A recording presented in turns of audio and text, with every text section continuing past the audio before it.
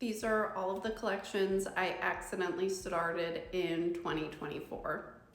I don't know why I'm like this, but I'm obsessed with collecting things, and as soon as I find a second of something, I have a collection. So let's go through all of the collections that I accidentally started last year.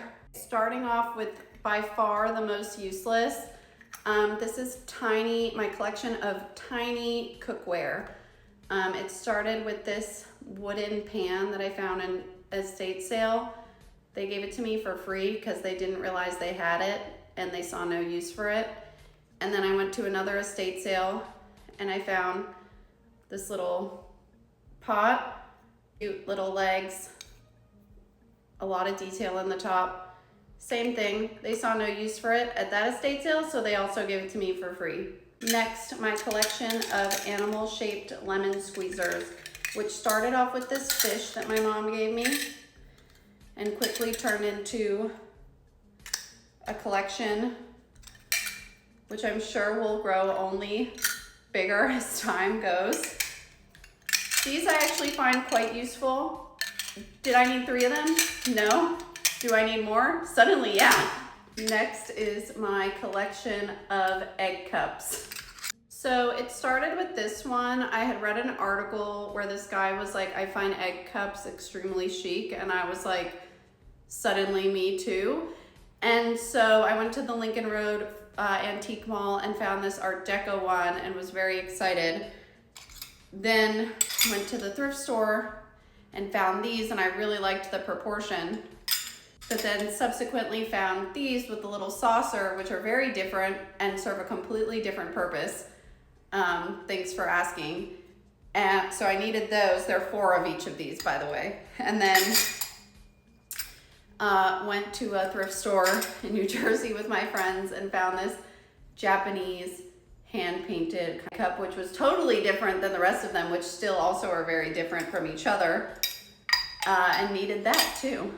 This is my collection of wooden spoons. If you follow me for a long time, I talk about this a lot. They're all vintage, though admittedly, my favorite one is not. This is by somebody at the George Nakashima Foundation, and it's basically made so you put it at the lip of your pasta bowl or whatever you're straining, and you just pour out the pot rather than needing a separate strainer. I think this is absolutely genius and a revolutionary item. It even has little legs, so when you're done with it, it doesn't need a spoon rest. I think that this is probably going to have a greater effect on mankind than AI will. So, this is my collection of metal shell things. So this one escalated pretty quickly with these candle wall sconces that I had in my house that was featured in Architectural Digest. A lot of clients then wanted this in their house too.